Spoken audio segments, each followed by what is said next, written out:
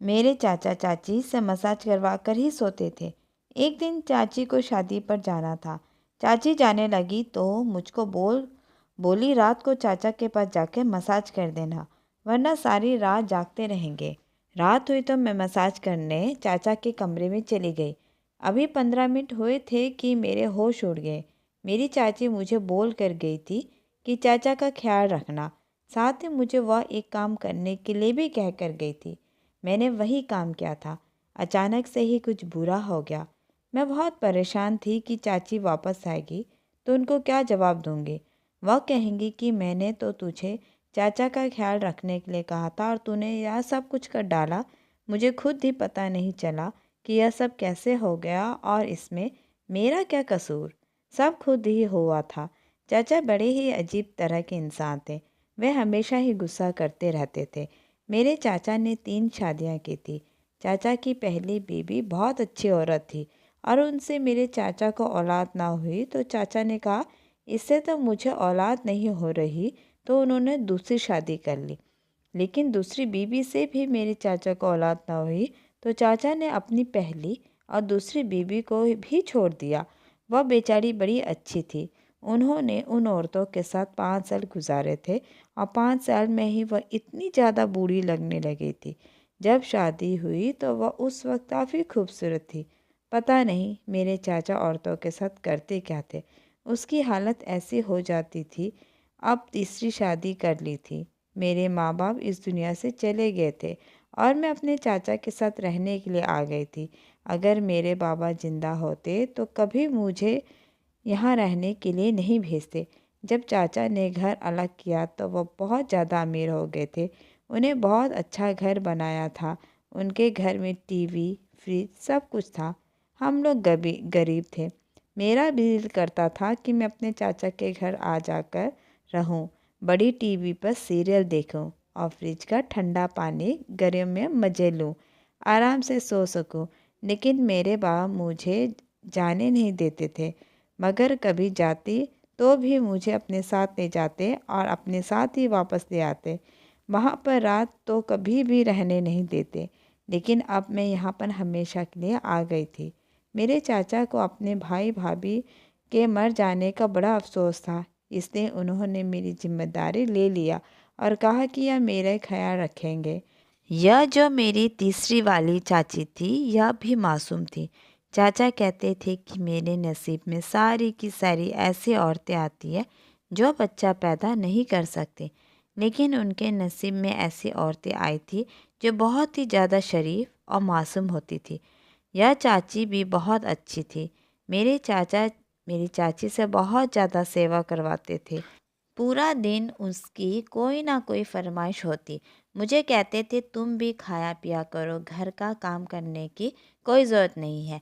वैसे घर के काम करने के लिए चाचा ने नौकर रखे हुए थे, लेकिन खाना बनाने की सारी जिम्मेदारी मेरी चाची की ही थी। मैं उनकी मदद किया करती थी, पर मेरे चाचा कहते थे कि कोई ज़रूरत नहीं है।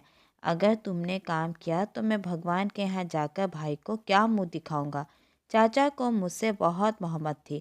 उनको एक बार किसी आदमी ने कहा था कि तुम्हारी तो तीसरी पत्नी से भी औलाद नहीं हो रही, इसका मतलब कि शायद तुम्हारे अंदर ही कुछ गड़बड़ है। तो उन्होंने कहा कि मेरे अंदर कोई गड़बड़ नहीं है, बस मेरे नसीब में औलाद नहीं है। लेकिन अब मुझे औलाद नहीं चाहिए। मेरी तीसरी भी माँ नहीं बन सकती। अब मैं बच्चा नहीं पैदा करना चाहता। कहाँ बुढ़ापे में बच्चा उठाकर फिरूंगा। बच्चों के तो हज़ारों काम होते हैं। अब तो मेरी अपनी दवाई खाने की उम्र हो गया। मेरा भाई दुनिया से चला गया है। मैं अब उसकी बेटी को अपनी बच्ची बनाकर रखूँगा और मैं इसको विदा कर दूँगा। सारे अरमान उसकी शादी पर पूरा कर दूँगा।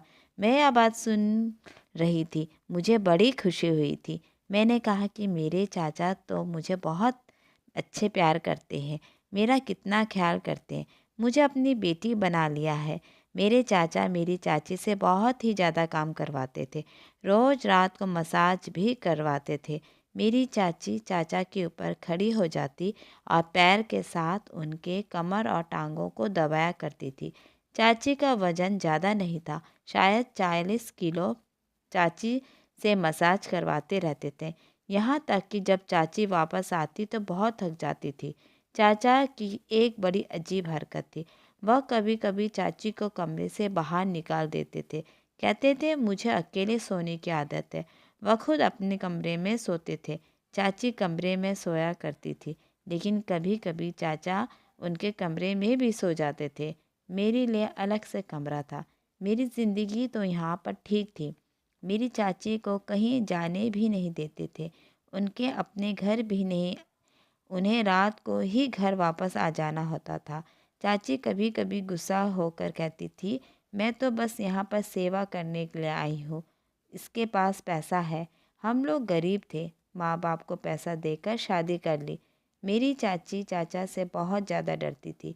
मुझे बार बार कहती थी किसी को कुछ ना बताना कि मैं तुमसे अब बात की हूँ।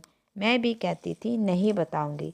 मेरी चाची अच्छी थी और मुझे उन दोनों के साथ ही अच्छे तरीके से रहना था। मुझे एक दूसरे में फूट डालने से की क्या ज़रूरत थी। मेरी चाची ने मुझे बताया था कि उनके बाप की तबीयत बहुत ख़राब है, लेकिन तुम्हारे चाचा जाने नहीं देता। कहते हैं कि घर के काम ज़रूरी है, टाइम पर खाना नहीं मिलता तो मेरा मूड ख़राब हो जाता है। चाची मुझे कहती थी कि औरत गरीब बंदे से शादी कर ले जो कम से कम प्यार करने वाला और एहसास करने वाला हो, लेकिन ऐसे आदमी से शादी ना करे जिसके पास पैसा तो हो लेकिन वह एहसास ही ना हो। मेरी चाची ने कहा कि काश कि मुझे पहले पता होता यह सब कुछ होता है तो मैं तुम्हारे चाचे से कभी शादी ही नहीं करती। मेरा तो दिल करता है कि सबको बताओ कि कोई भी अमीर आदमी से शादी ना करे, करे तो कम से कम ऐसे आदमी से करे जिसके अंदर थोड़ा बहुत एहसास इंसानियत का हो। मेरी चाची बड़ी परेशान रहती थी। मैंने कहा मैं आपकी मदद करती हूँ, मैं चाचा से बात करती हूँ। उन्होंने कहा कि नहीं नहीं, तुम बात नहीं करना, वरना वो कहेंगे कि मैंने तुम्हें कहा है। लेकिन चाची अंदर ही अंदर बड़ी परेशान थी। एक दिन रोना शुरू हो गई। चाचा ने कहा कि मुझे बिल्कुल अच्छा नहीं लगता कि घर की औरतें घर में बैठकर रोती है। घर में पैसे रूठ जाते हैं। तुम क्या चाहती हो कि मेरी कमाई खराब हो जाए?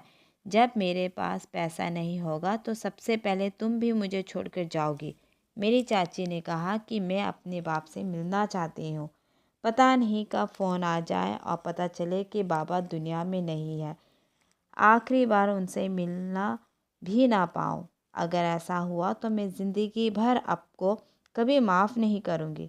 मेरे चाचा को दया आ गई और उन्होंने कहा कि ठीक है चली जाओ, लेकिन सिर्फ एक रात के लिए, अगले सुबह आ जाना। मेरी चाची तो इस पर ही बहुत खुश हो गई। उन्होंने कहा कि ठीक है। मेरे चाचा ने थोड़े पैसे दिए और कहा कि उनके लिए कोई चीज़ भी ले जाना और मेरी तरफ से भी पूछ लेना। चाची ने कहा कि अगर आप भी साथ चलते तो चाचा ने कहा कि मेरी तीसरी शादी है, पहली नहीं जो ससुराल का मुंह देखो। मुझे कोई ज़रूरत नहीं है, तुम औरत हो, मेरा ख्याल तो करती हो, लेकिन तुम्हारे बहुत नखरे हैं।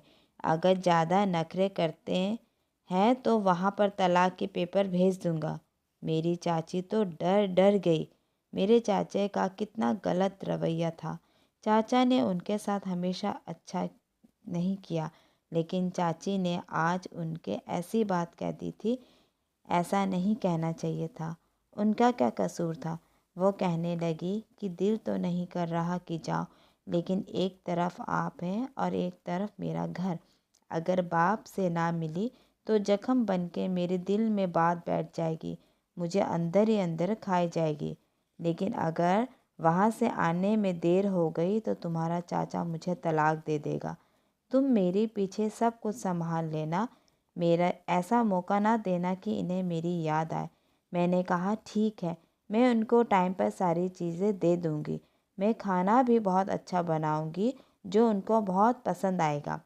चाची ने मेरे सर पर हाथ रखा और कहा कि तुम बहुत अच्छी लड़की हो।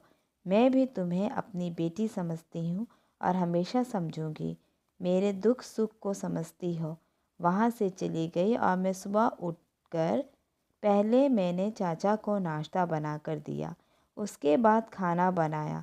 शाम को चाय के साथ भी कुछ बहुत सारी चीज़ें बनाई। लेकिन वह बिल्कुल भी खुश ना हुए। उन्होंने कुछ नोट ही नहीं किया, यह भी नहीं कहा कि बहुत अच्छा बनाया है। वैसे तो वह मुझसे इतना प्यार करते थे, लेकिन इस मसले में उनको औरतों की तारीफ़ करने की आदत नहीं है। चाची ने मुझे कहा था कि मसाज के बगैर तुम्हारे चाचा को नींद नहीं आती। आज यह काम तुम कर लेना। मैंने कहा कि ठीक है, मैं कर दूंगी। चाचा ने मुझे आवाज़ दी। मैं भी कमरे में चली गई। उन्होंने कहा कि मैं मालिश करवाता हूँ तो मुझे नींद आती है। तुम्हारी चाची तो चली गई, नहीं तो यह काम तो उनका था।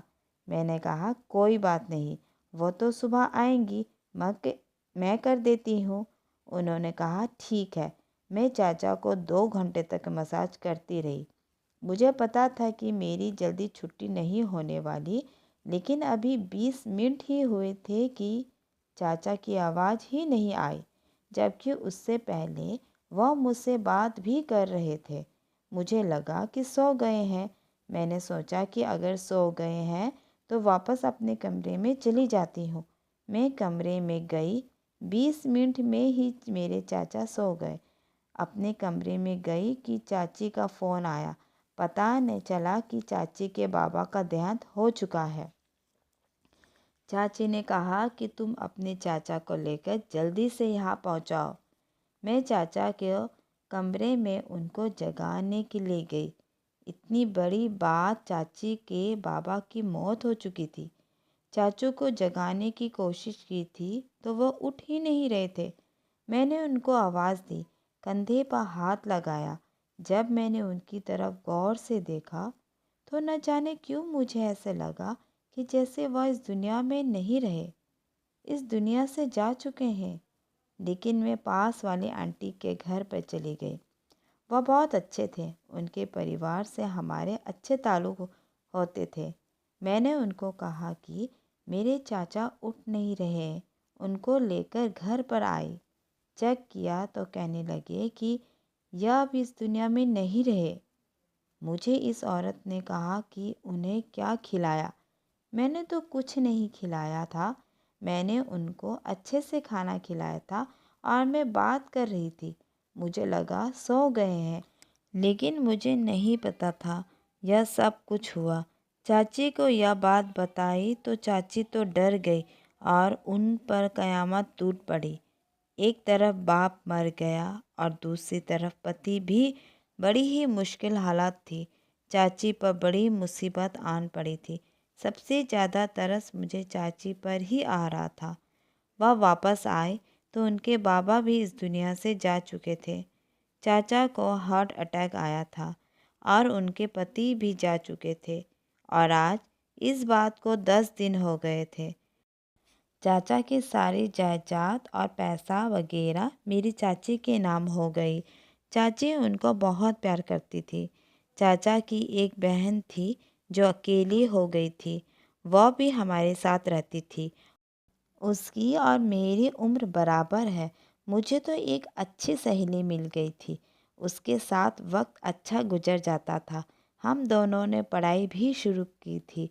चाची कहती थी मैं तुम दोनों को पढ़ाऊंगी पढ़ा लिखा कर, ताकि तुम लोगों की शादी अच्छे घर में हो और तुम लोग के माँ बाप नहीं है, मैं ही तुम लोगों की माँ बाप हूँ। चाची कहती थी लोग शादी दौलत को देखकर कर देते हैं, उनकी बेटियों के साथ बहुत बड़ा जुल्म करते हैं। मैंने तुम दोनों को अपनी बेटी माना है। मैं तुम्हारे साथ ऐसा नहीं करूँगी। अच्छी जगह तुम्हारी शादी करवा दूँगी। चाची बहुत अच्छी है, हमारा बहुत ख्याल रखती है। चाचा के साथ शायद यही होना था। उन्होंने इतनी सारी औरतों का दिल दुखाया था, क्योंकि मेरी चाची के बाद ने बताया कि तुम्हारे चाचा कभी बाप नहीं बन सकते थे, लेकिन हमेशा इस बात का इल्ज़ाम औरतों पर लगाते थे। उन्हें तलाक देकर उनकी ज़िंदगी बर्बाद की, तभी दुनिया से चले गए।